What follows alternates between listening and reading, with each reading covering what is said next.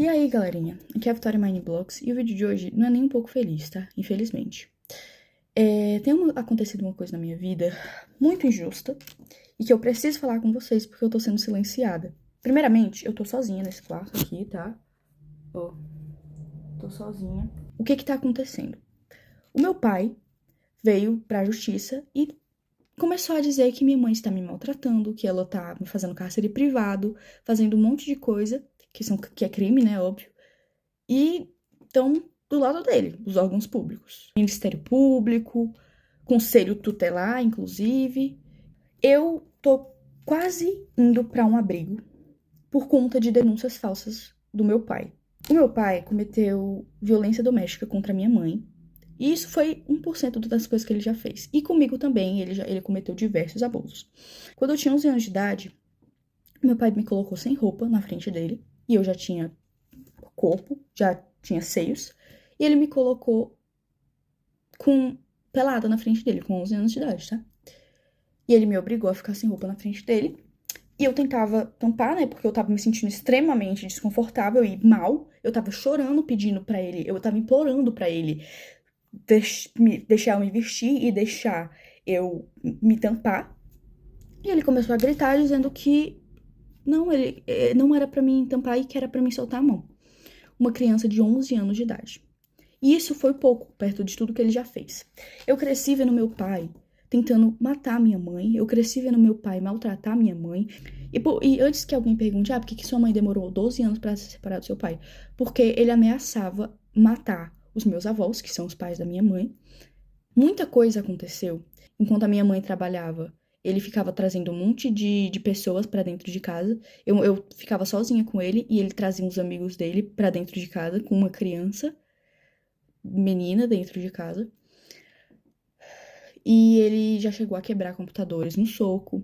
Ele já chegou a quebrar muitas coisas. Ele quebrava prato, quebrava um monte de coisa. Vidro, pote, ele quebrava tudo tacando na parede, querendo causar medo em mim, na minha mãe.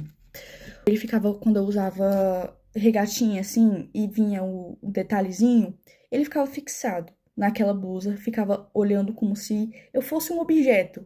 É nojento a níveis assim, exorbitantes, tá? E o que mais me revolta é que os órgãos públicos não acreditam na minha palavra e na da minha mãe. O meu pai já chegou a correr atrás da minha mãe com faca, ameaçando matar ela. Ele já chegou a chegar na minha frente, isso tudo na minha frente. Ele colocava eu e minha mãe no carro e começava a correr em velocidade muito rápida para causar medo. E ele já chegou a quase bater várias vezes o carro, tá? Então, assim, ele tá denunciando a minha mãe, dizendo que ela tá me maltratando, que ela é uma péssima pessoa, uma péssima mãe. Sendo que tudo que ele tá denunciando a minha mãe é coisas que ele fez. Porque ele cometeu os crimes. Ele que me abusou. Ele que me colocava contra a minha mãe, tá? Ele falava que a minha mãe não gostava de mim. Ele falava pra mim que a minha mãe, ela não se importava comigo. Sendo que a minha mãe morreria por mim, tá bom? A minha mãe faria de tudo, e ela faz de tudo por mim. Porque desde que eles se separaram, muita coisa aconteceu. Eu entrei em crises que eu tive que ser internada em hospitais psiquiátricos, tá? Eu tive que ser internada em clínicas porque eu tava tentando contra a minha própria vida. Eu tenho ideações suicidas por causa que o meu pai falava assim pra minha mãe: eu vou te enlouquecer até você se matar. Como eu disse, eu tive muitas crises. De todos os traumas que ele me deixou, não tinha como eu não agir diferente. Me desculpa, mas eu não conseguiria não ter crises. Eu tenho crise de pânico, eu não consigo sair de casa, eu não consigo ir pra escola, porque a gente tem medida protetiva contra ele, e ele infringiu elas. Ele veio aqui em casa, ele tá de tornozeleira eletrônica, mas ele passa na frente da minha casa. E a justiça não age. Ninguém tá acreditando no meu lado. Eu fui ouvida uma vez. E nessa vez, ainda banalizaram o que eu passei. Banalizaram os abusos, banalizaram tudo que ele fez. Agiram como se eu estivesse mentindo, agiram como se eu estivesse inventando aquilo tudo, porque ele manipulou todo mundo. Entendeu? É isso que ele é, manipulador a níveis extremos. Ele tem áudios prometendo acabar com a vida da minha mãe. E a justiça não leva isso em conta. Eu tive crises de ficar completamente fora de mim. Eu completamente, assim, em pânico. E mesmo assim, não acreditam no meu lado da história.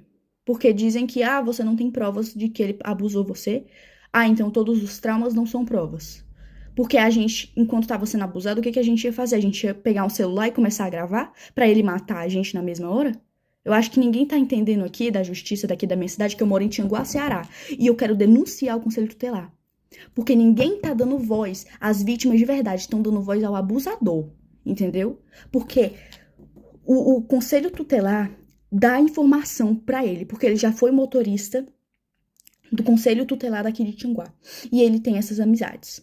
E falam pra ele as coisas do processo que ele não poderia saber. Ele foi na minha escola, mesmo tendo medida protetiva. A minha mãe tenta ao máximo não falar como tá o processo, porque isso já me deu diversas crises. Um oficial de justiça veio na minha casa porque ele pediu pra tirarem a medida protetiva. Por que ele quer que a gente tire a medida protetiva? Porque ele quer ficar passando aqui, mesmo com tornozeleira eletrônica, ele continua passando aqui na frente. Ele quer fazer medo, ele quer torturar, porque ele ama isso. Ele ama torturar. Eu conheço o meu pai. Ele não é quem ele aparenta ser. Ele é manipulador. Então, assim, antes que pensem mas é porque ele tem algumas fotos de quando eu era pequena, ele tem alguns áudios de quando eu era pequena e quando a minha mãe ainda estava casada com ele, né? Como tipo assim, porque você demonstrava muito amor pelo seu pai. É óbvio. Eu era uma criança. Que criança que não vai amar o pai? Eu não entendia que o que ele fazia era errado. Eu não tenho nem palavras pra descrever o tamanho da injustiça que eu estou vivendo na minha vida e com a da minha mãe. Já não basta todos os traumas que ele causou, a gente ainda tendo que passar por tudo isso. Ele querendo a minha guarda pra quê?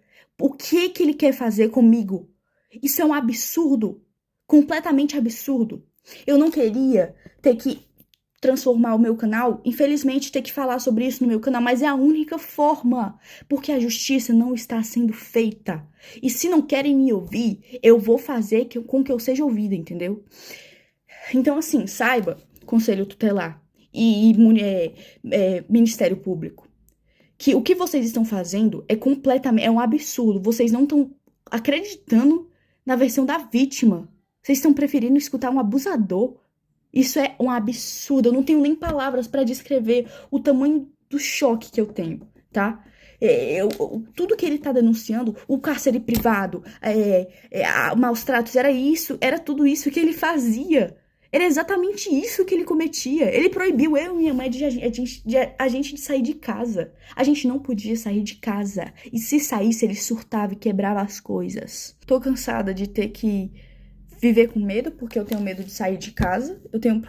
Eu sinto como se ele estivesse me vigiando. Eu não tô indo pra escola, eu tô tendo que estudar em casa, porque eu tenho medo. Eu não aguento mais ter medo. O meu avô é mais pai do que o meu próprio pai biológico, tá? A minha avó é a minha segunda mãe. Eu tenho duas mães, a minha mãe mesmo e a minha avó. Mas o Jorge não se encaixa nisso. O meu pai não se encaixa nisso. Ele não é família. Ele só é genitor. Mas ele não é família. Ele não é um pai de verdade. Porque um pai que ama não faz as coisas horrendas que ele fez. Então eu venho aqui pedir justiça, tá? Porque eu não aguento mais não ser ouvida.